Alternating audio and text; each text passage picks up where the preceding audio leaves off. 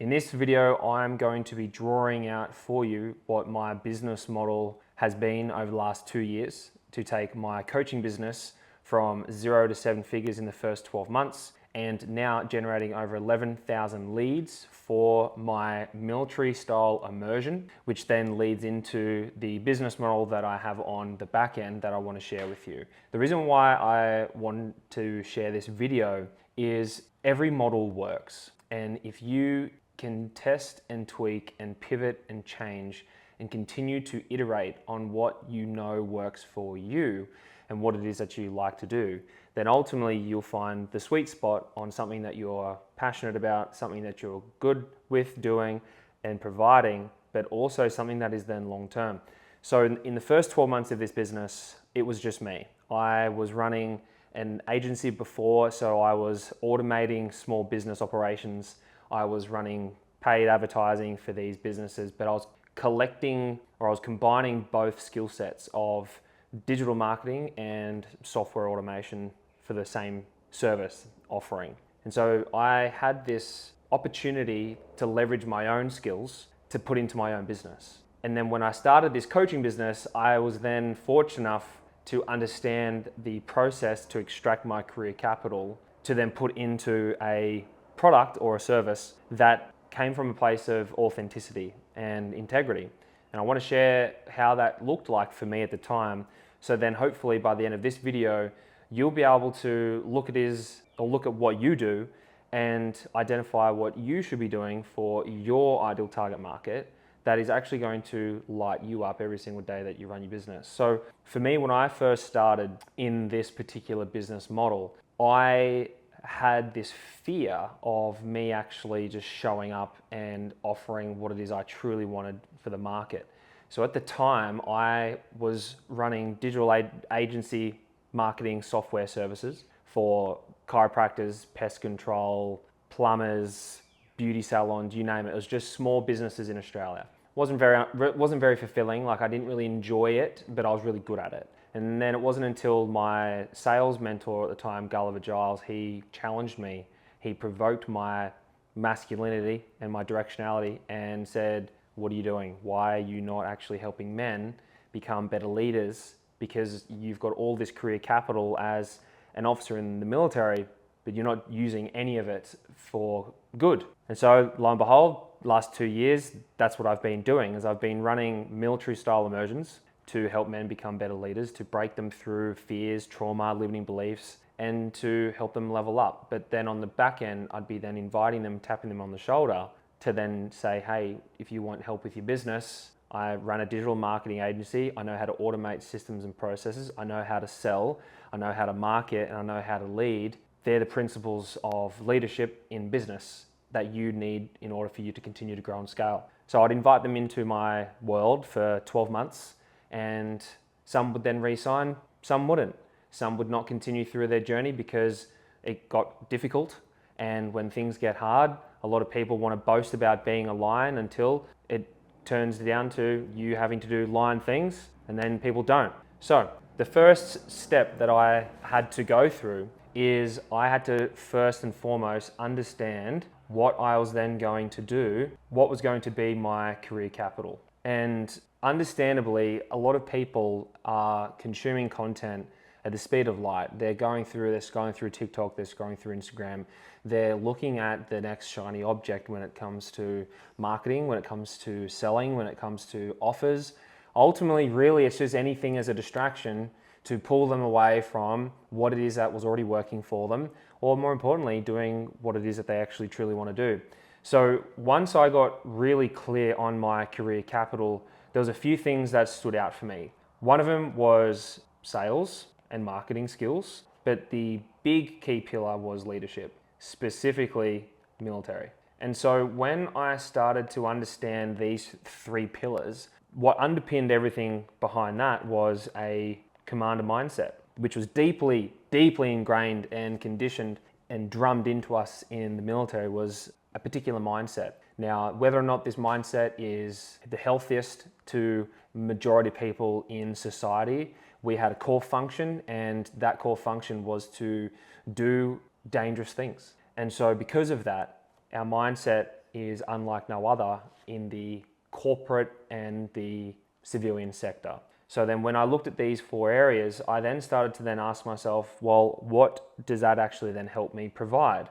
Well, a few things that those skills could help with problems. Well, 100% I believe it's relevant for business and business owners, fitness and relationships. Now, these 3 key areas here, business, fitness and relationships, or let's say this one is more health, these are your 3 major industries, niches. Now there's going to be subcategories below that. So if we think about business, then you've got, you've got brick and mortar, online, and you could say service-based, for example. And then health and fitness, you've got, you want to gain weight, do you want to lose weight, or do you want to gain muscle, for example. Relationships, do you want to get out of one, into one, or strengthen one? Now these are just broad terms, right?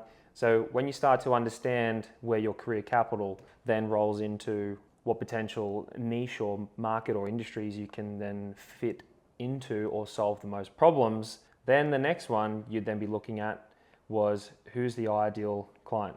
Now, majority of the time, what most people in the marketing space suggest is you should look at your ideal client being you 2, 3, 5 years ago. It's 2 or 3 steps behind where you are right now. And if you look at these 3 sectors, business, fitness, health, relationships, you can probably identify where you were 2 or 3 years ago in majority of those elements. So it's very challenging for a multifaceted entrepreneur or coach or consultant or education provider or just a business owner that has experienced a plethora of problems and challenges and overcome certain adversity or achieve certain goals in these 3 areas. Because then which one do you choose? Well, it all stems back to what's your career capital?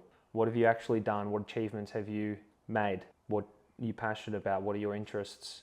What do you value? What's your purpose? What's your direction? Can stem from your career capital. Now, once I got clear and I had the wake-up call from my mentor, Gulliver, at the time, career capital, then I thought business, fitness, health, relationships.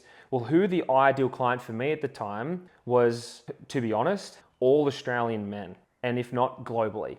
We are facing such a systemic problem with masculinity in society. I truly believe we are at war with masculinity. We're at war because there are certain powers to be, there are certain universal laws that I believe that are happening at the moment that are challenging the masculine in family units. It's looking to bring us down, it's looking to be able to suppress it in order to infiltrate, to be able to manipulate what they want moving forwards, which is multiple generations to rely on the system. That's just life according to me. You don't have to believe in it, you don't have to agree, and I honestly don't care if you do or do not, because that's just me. But all Australian men were struggling and are struggling with mental health, with emotional mastery, how to communicate, how to hold space, how to step up and lead, how to overcome fear, how to feel confident and courageous enough to have hard conversations, make tough decisions, you name it. It's a problem. It's a big issue right now. So I started then looking at targeting all men. So my ideal client was all men. Now here's the kicker. When I first started, I didn't have male clients. Majority of my service-based business owners were female and in the beauty space. The chiropractor, pest control, and a few of the other tradies, they were male. So when I launched my first immersion back in August 2022, I actually went to my clients and their husbands and I messaged them and I actually said to them, hey, this is what I'm thinking of doing. It'll be roughly around this date in this area and we'll probably do things like this. Is this something of interest to you? Would you want to chat more about it? And they're like, yeah, that sounds really cool. Jumped on a Zoom call, spoke about my theory. So at this point, all I had was an idea. I had an idea that I was going to have a big property. I was going to fly them out on helicopters. I was going to do all these military style activities. I was going to break them down and rebuild them. And I was selling people on this idea, off this vision. And so I did. And in that process, I got my first client or my first attendee to say yes. And when he said yes, I was like, great, awesome. That was back in, I believe it was close to May, June, where he said yes. Put him on a payment plan over 6 weeks And I had that opportunity with someone saying yes to an idea. And it isn't necessarily a plan or a product or a service that's going to get off the ground unless you prove to yourself after the second and third sale. First sale, you think it's a fluke.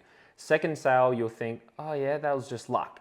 Third sale, you're like, okay, this looks like it's going somewhere. Maybe I should keep going. And then you keep on moving. But here's the thing. When I then started to then sell this, I then started to sell organically, and I was seeing really no results. I was like, okay, I've spoken to most people, and I got my second guy to say yes, who was at the time was a friend. He was going through some stuff. He was struggling in his business, and I knew that I could serve him. So I got my second client. Now, this is where it started to get really sticky. So when I started to sell this, I still wasn't marketing this at the time. So I started organic. So I first started organic to my existing audience of people on my Facebook, my Instagram, my phone contacts. I started there. And then I was like, hang on a minute, I really need to market this product. I believe in it. I back myself. I need to do this. So then I went to paid advertising because I had my previous experience. I knew that I then could market this product because I knew my ideal target market. I knew the psychographic of the man of the problem. So that's all I had to do is I had to trust that I knew what to do on a digital marketing footprint. And I also understood that no one else was doing this in Australia to the level or the height or the standard to what I was wanting to set, and with the type of process that I wanted to take them through with the modalities of the coaching experience that I had previously, and also my staff that had a lot of clinical experience as well. So when I then wanted to take it to market, the first step though that I had to then ensure is I made very, very certain that my CRM and my automation was set up before I did anything. The reason being is when you have a leaky bucket and you have leads that are coming through your paid advertising or even your organic channels, and you have holes where they can fall out of, you then will not have the right amount of people or the accurate data for you to make better decisions, because everything else is just falling on the outside. So I made sure that my first step was to set up a CRM and marketing automation. I did this inside Go High Level, which is a all-in-one marketing communication CRM system. But I made sure that I could do this with an MVP, minimum viable product, which means the only thing that I made sure that I had set up at this point was I went into my ads manager and I had set up one campaign. And then at this time I learned from Sam Ovens' consulting.com, my strategy was 3 ad sets, which was 3 different audiences. Now at this time of this recording, Facebook's algorithm with targeting is insane now. So you don't have to do it this way, but this is how I started. 3 ad sets, and then I went 3 angles and 3 images, which then resulted in 27 ads. I then tested this on $30 per ad set for 4 days. Then once I did this, I then removed the ads that were not working, so they were underperforming for the KPIs. And then all I then did was I then duplicated the ad set that was doing really well, that was then generating leads. And then I changed the amount and or the age by $2 or a year for the age.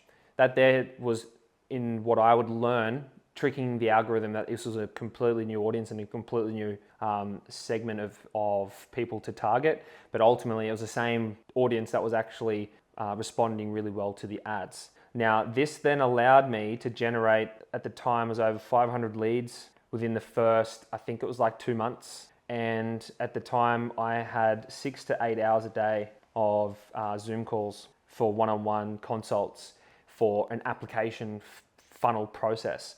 Now here's the thing, and this is the part of the system that I believe not many people understand. And if you are a business owner and you're looking to connect your CRM and you're looking to connect your systems and automate majority of your lead nurturing process, this is what I did. I went from lead ad, when they then gave you the name, number, and email. Then this went into your CRM, and in my case, it was GHL. And the first thing that I did is I created an internal notification to notify me of a new lead. I then doubled this with an SMS to myself to call the lead. Then I then sent an SMS and an email to the prospect to then give them a link inside the SMS and email to fill out a form. Now this form was housed on a landing page. So this was a landing page. It had some copy on it about the event and about the experience and how they had then had to apply.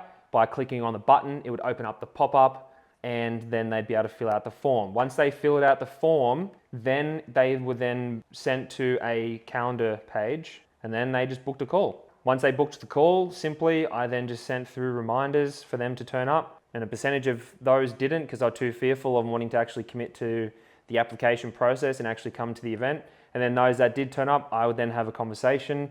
I'd then follow a script. I'd then get better with the script. I'd then test the script. I'd then handle the objections, and then I'd sell the course. From there, what happened was, I then, after this, I sold 12 people to the first event. And from this first immersion, I then had one person join a mastermind on the back end, and the other 11 attended 6 weeks of coaching on the back end, and that was included in the actual program. Then all I did from there is I used the video content as new ad angles. That video content was used as my authority position, the testimonials on my socials, to create the authority piece in marketing and to edify what we did and to prove the point that people are actually doing this, they're changing their lives, etc. That video content allowed me to be able to then generate over 11,000 leads. But once I had gotten to this point, this was still me. I was an owner operator. I was running this all by myself purely because this whole entire process was automated with Go High Level. Then I got really good at following a sales script that was created by Gulliver, and I continued to drum this sales script, drum it, get familiar with it where I could say it off by heart to the point where I knew every objection that they were going to then handle, going to say, and I knew exactly what to do to get over that and to also help them break through their own fears and limitations, because that's ultimately purely what is stopping people from doing things like this. Then I hired a sales team. But here's the thing. It wasn't all fine and dandy because the one thing I wasn't doing was tracking my numbers. And because I wasn't tracking my numbers, money would go in, money would go out, money would go in, money would go out, money would go in, money would go out. And I, at the end of the day, was like, where's all the money? And so what that allowed me to do is I, within the first 12 months, hit my first million. And then the next 12 months, I then hit close to 1.3 or 1.4. And aside from that, now I'm at this position where I'm like, okay, I've got a process that works. I've got ads that convert. I've got leads that are wanting to attend the program. But here's the thing. If we look at normal marketing and we look at this like a funnel, right? Then you're going to have people that are at the point where they don't even know who you are. And let's say they're at the interest level. Then they're going to be at the awareness level. Then they're going to be at the engagement level. And then you're going to then convert, right? If I was to think about the people that I was actually looking to target, I wanted people here that were ready to go and ready to pay. So there was a whole top section that I was not actually marketing to. And this was the downfall from a marketing and brand perspective, that all of my content was everything about, are you ready to apply? Click here to apply, click here to apply. And I still remember that the ad that I first put out there was 3 days, 10 men, 1 mission. Are you up for the challenge? If you want to improve your confidence, discipline, mindset, communication, relationships, click, learn more to apply. That was it. For nearly 12 months, I kept the same angle. Didn't change a thing. And then after that, I started to then reiterate. But then from there, what I noticed was most of the people that were saying no were non-business owners. And those that were saying yes and paying in full were business owners, however, that were over $500,000. So this is where my ideal target market and client for what I do and for who I want to help and for how I can help and for the proximity that they have to myself and the whole entire crew to help them truly break through.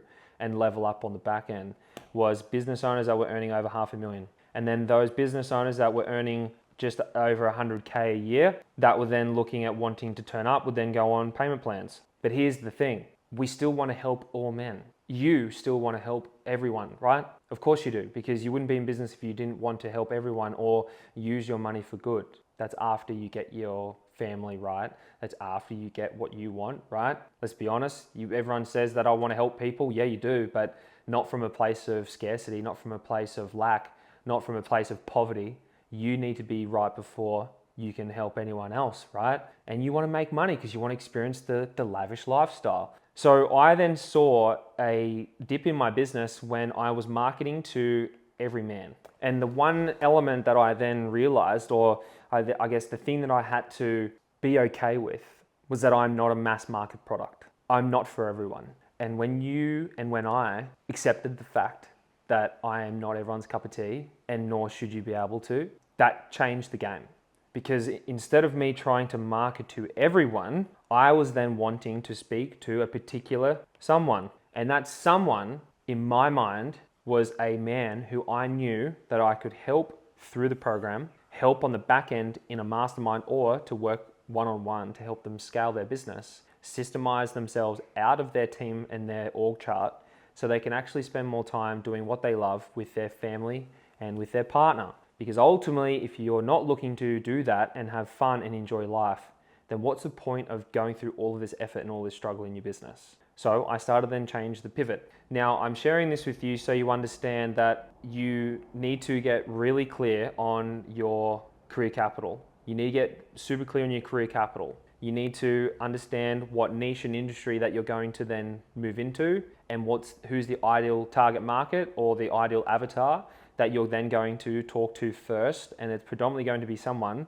that was you 2, 3, 4, 5 years ago, or 3 steps behind in where you're at in your business. Then you want to then conceptualize your minimum viable product, your core offer, go to your organic market first, have conversations with people and offer that, and offer it at a price that is going to be in fair exchange for you to cover costs, for you to get people to your event or into your program or product, to then get testimonials and content for you to then use as your authority positioning as the expert in your field in paid advertising, and to build your organic marketing when it comes to testimonials and reels and content grabs from the event. And then you then want to be able to build out your paid advertising process with that content, and to make sure that your funnel and your systems are completely automated from lead inquiry all the way through to a booked call. Yes, on the back end, there's a second stage, which is like payment automation and contracts and onboarding and welcome emails and stuff like that, but that can be another video. But ultimately, you want to get to that point where you get your product out there so you can then review what you didn't do well and what you need to improve. And then you then launch again. And then you refine your script, you handle the objections, you put content around those objections. And then you can hire a team to then help you get there. But once you get to this point that I was, and if it was to be anything that I would change, if I was to do this from the very beginning, brand new again, in a brand new product, brand new thing, is I would be creating content and marketing processes that would have something along the terms of like a 0 product at the interest phase, then maybe like a $7 to like $100 product at the awareness phase. And then in the engagement, that's when you'd have 1,000. And then down below with your upsell, then you could go, 5 to 10K, whatever it may be for you. But ultimately, there is like 75% of people, 80% of people in the interest and aware phase that I wasn't actually marketing to. It was just wanting to talk with people who are ready to take action, take decisive action, who are ready to pull the trigger because are already aware of their problem. Most people aren't aware that they have a problem. Most men that I still talk to are not aware that the number one problem that they have in their business and in their life is this number one thing called mindset. And when you can clear out all of the mental junk that is blocking you from reading the blueprint sober, and you're reading it completely intoxicated, then the thing that's actually going to help you get out of the position that you're in is then looking at the mindset, but then looking at the man, your values, your identity, your health, your fitness, your body, what you value, your non-negotiables, your standards, your morals, your beliefs. And then once you then get clear on that, it's then looking at, okay, well, what is my actual purpose? What is my mission? Who am I doing this for? Who am I doing it with? Who am I protecting? Who am I providing for? And then the last step is then looking at the means. And what these means are is what's your delivery? How are you going to market this? How are you going to sell this? What are you actually going to sell? This is all, if I was to bracket this is business. And this would be team and family. And this would be body and mind. And that's purely mindset. Once you understand these 4 pillars, you can become the commander of your life that you need to be. And this is ultimately really the process that I take the guys through the immersions, but also through the mastermind, especially when we look at the means of how you're actually going to achieve your mission. For you are the man that then controls the mind, not the other way around. So I hope that gave you value. I'm going to be just continuing to spitball stories and lessons learnt from running a 7-figure coaching business for the last 2 years, nearly seeing it get destroyed multiple times with refunds from events and things going wrong and people leaving and people not honoring payment plans and whatever it may be that normal business owners experience, I've experienced as well, but in a different capacity. And I think if I can share some of the light around what it is that I did and what it is that I would do differently, and that can help you, then unreal. But if you got value from this, I'd love to hear in the comments, what did you get the most out of this? What are you going to implement differently? What would you like to know more of? What would you like me to share content about? If it's around marketing, automation, systems, leadership, mindset, relationships, whatever it may be, comment it below so I know exactly what it is that you're looking for. But until then, I look forward to seeing you in the next video. Hope you have an amazing day, and I'll talk with you soon.